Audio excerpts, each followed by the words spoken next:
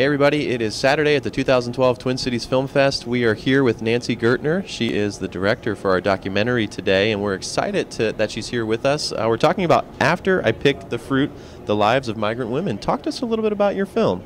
Well, the film is about 5 women and their families, and it tells the story of why they came to the United States.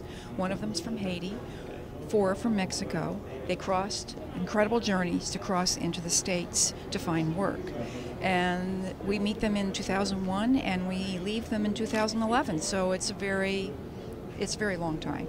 I saw in some of your promotions 10 years. Talk to us a little about the longevity of making this film, some of the things that kind of came out in 2001, 2007, and up to 2012 where we are today. Well, what happened was, the reason it took that long is I was originally thinking about what a woman does after she picks the fruit in terms of her life as a mother, a wife, and because I'm, a woman myself and raised kids, I was very interested in that kind of texture of life and the reality of it. And then what happened was 9/11, and I had already researched the film in 99, 2000, and so when 9/11 happened, everything changed for the women, and it didn't really take effect till about 2005 when Homeland Security was well established, so the film changed its tone towards crisis. And that happened right in the middle of the film, and I couldn't end the film. So I had to keep going until we realized that things aren't going to change ultimately, but what did happen to these women. Great. And so over the course of those 10 years, I know from seeing the trailer and then doing a little bit of research, this film had several key locations. Talk to us about where you filmed, where you went to, what some of the most exciting places you were at.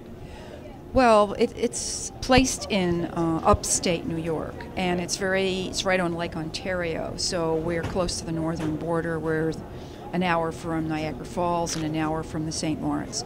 That's the main location, but the women go back and forth, 2 of them do, and so we went to Florida 3 or 4 times to film their lives in Florida.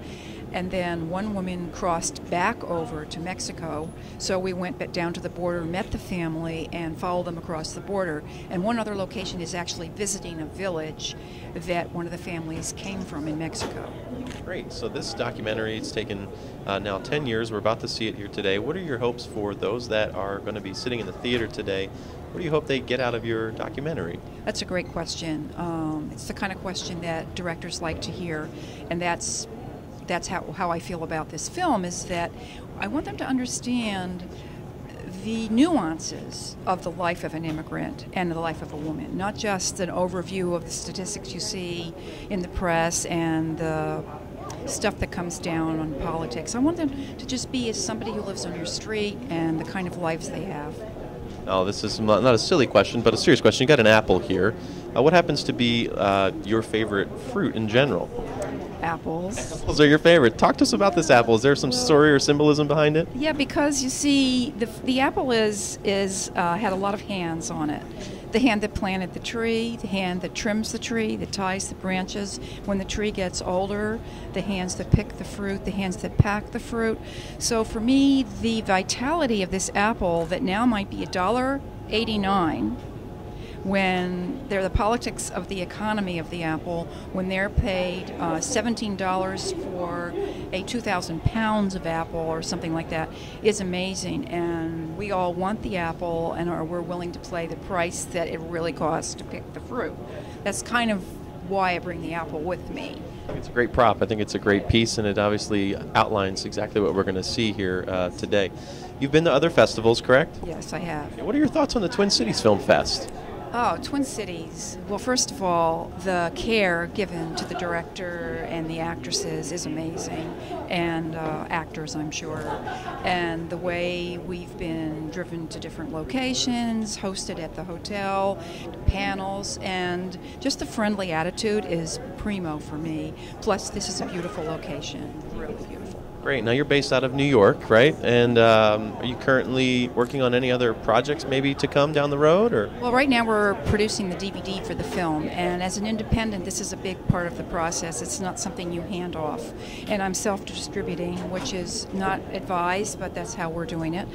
And then I'm going to stick with migration stories, and I have a couple research feelers out for where the next story will come.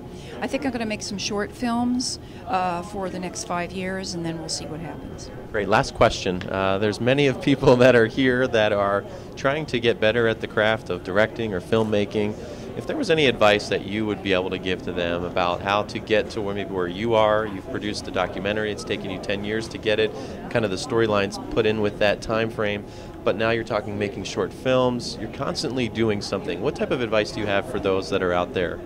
Mentorship is big, and that you can come about by volunteering on a crew of a festival, on a crew of a film being made. Find out that someone sees your passion, and then keep at it. And there's a lot of competition in filmmaking, and I think that the artistry of it and the passion should move up over the competition. And just because you're not accepted the first time doesn't mean you should keep at it. And I also believe that one-on-one contact, every person you meet can fall in line for you. Every person you meet, you can convey this ability to shine your eyes, to focus your camera, to take that best shot. So it's, you can't just let it lie down. You have to keep it up. Great. Well, I totally get you there, and you've obviously kept close to your passion for the last 10 years with this documentary that we're about to see. We're really excited. Thank you so much for being here, Nancy, with us at the 2012 Twin Cities Film Festival. Thanks so much. Yes, thanks for having me, and I look forward to seeing the film now. We do as well. Enjoy your apple.